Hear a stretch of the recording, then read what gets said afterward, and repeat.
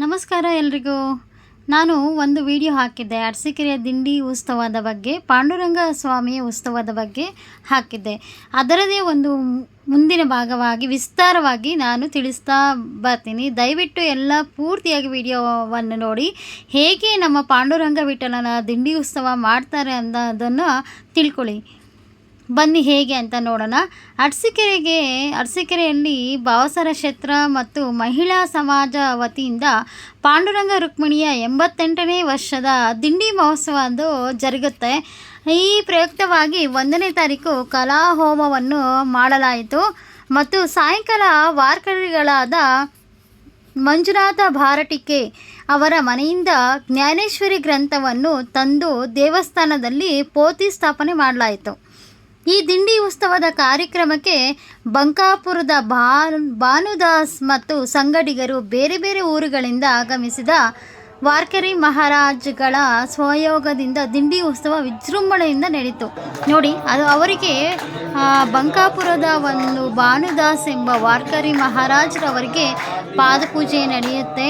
ತುಂಬ ಚೆನ್ನಾಗಿ ಪಾದಪೂಜೆಯನ್ನು ಮಾಡಿ ತುಂಬ ಭಕ್ತಿ ಭಾವಗಳಿಂದ ಅವರನ್ನು ಸ್ವಾಗತಿಸಲಾಗುತ್ತೆ. ಮತ್ತು ಮುಂದಿನ ಭಾಗವಾಗಿ 2ನೇ ತಾರೀಕು ಬೆಳಗಿನ ಜಾವ ಪಾಂಡುರಂಗ ಸ್ವಾಮಿಗೆ ಕಾಕಡ ಆರತಿ ನೆರವೇರಿಸಲಾಗುತ್ತೆ. ತದನಂತರ ಕೀರ್ತನೆ, ಪಾಲಿ ಭಜನೆ ಮೂಲಕ ಅರಸೀಕೆರೆಯ ರಾಜಬೀದಿಗಳಲ್ಲಿ ಬಾಹ್ಯವಾದ ಮೆರವಣಿಗೆಯನ್ನು ಸಹ ನೆರವೇರಿಸಲಾಯಿತು.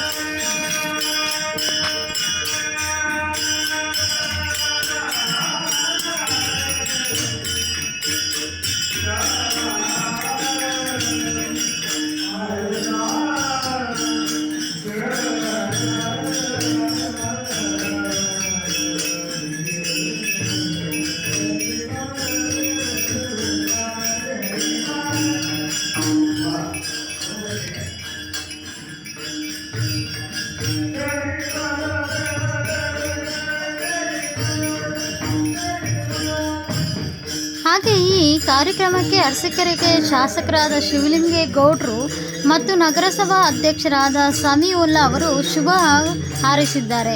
ಸಮಾಜದ ಗೌರವ ಅಧ್ಯಕ್ಷರಾದ ಶಂಡಿಗೆ ಕೃಷ್ಣಮೂರ್ತಿರಾವ್, ಅಧ್ಯಕ್ಷರಾದ ನಾಜ್ರೆ ನರೇಶ್ ರಾವ್, ಕಾರ್ಯದರ್ಶಿಗಳಾದ ಹೇಮಂತ್ ರವರು ಮತ್ತು ಸಮಾಜ ಬಾಂಧವರಿಗೆ ಈ ಕಾರ್ಯಕ್ರಮವು ಅದ್ಧೂರಿಯಿಂದ ನೆರವೇರಿಸಲಾಗುತ್ತೆ.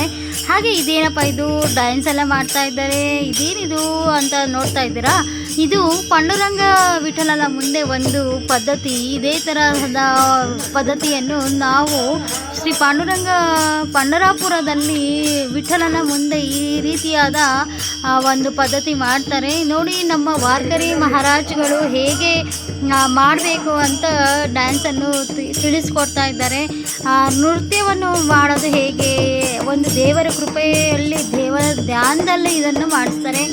ಅಲ್ಲಿ ಅರಸೀಕೆರೆ ಆಗಲಿ ಬೇರೆ ಊರಿಂದ ತುಂಬ ಜನರು ಸೇರಿರ್ತಾರೆ. ಎಲ್ಲರೂ ಒಂದು ಕೆಲಸ ಕಾರ್ಯಗಳೆಲ್ಲವನ್ನು ಮರೆತು ದೇವರವನ್ನು ಭಗವಂತನ ಒಂದು ಧ್ಯಾನದಲ್ಲಿ ಎಲ್ಲರೂ ಮುಳುಗ್ತಾರೆ. ಅದನ್ನು ನೋಡೋಕ್ಕೆ ತುಂಬ ಖುಷಿಯಾಗುತ್ತೆ. ನೋಡೋದೇ ಒಂದು ಭಾಗ್ಯ ಅಂತಲೇ ಹೇಳ್ಬೋದು. ನಾವು ಚಿಕ್ಕ ಮಕ್ಕಳಿರುವಾಗ ಇದೇ ರೀತಿಯಾದ ಒಂದು ಹೋಗ್ಬಿಟ್ಟು ಇದೇ ರೀತಿ ಗಿರಿಗೆಟ್ಲೆ ಥರ ಎಲ್ಲ ಮಾಡ್ತಾಯಿದ್ವಿ. ತುಂಬ ಖುಷಿ ಆಗುತ್ತೆ. ಇವಾಗೆಲ್ಲ ನೋಡ್ತಾ ಇದ್ದರೆ ನನಗೆ ಹಳೆಯ ನೆನಪುಗಳೆಲ್ಲ ಕಳಿಸುತ್ತೆ ಅಂತ ಹೇಳ್ಬೋದು. ತುಂಬ ಸಂತೋಷ ಆಗುತ್ತೆ ಇವನ್ನೆಲ್ಲ ನೋಡಿ ಈ ಥರ ಎಲ್ಲ ಮಾಡಿ ವಾರ್ಕರಿಯವರ ಒಂದು ಆಶೀರ್ವಾದವನ್ನು ತೊಗೊತಾ ಇದ್ದಾರೆ. ವಾರ್ಕರಿ ಅಂದರೆ ಏನಪ್ಪ ಅಂದರೆ ಅವರು ದೇವರ ಒಂದು ಸೇವೆಗಾಗಿ ಒಂದು ಮುಡುಪಾಗಿರ್ತಾರೆ. ಹಾಗೆ ಅವರು ಪ್ರತಿ ಶನಿವಾರ ನಾವು ದೇವರ ಪಾಂಡುರಂಗ ವಿಠಲನ ಒಂದು ದೇವಸ್ಥಾನಕ್ಕೆ ಹೋಗಿ ಭಜನೆ ಕೀರ್ತನೆಗಳ ಮುಖಾಂತರ ಅವರ ಭಕ್ತಿಯನ್ನು ಮೆರೆಸ್ತಾ ಇರ್ತಾರೆ. ಅವರಿಗೆ ವಾರ್ಕರಿ ಅಂತ ಹೇಳ್ತಾರೆ.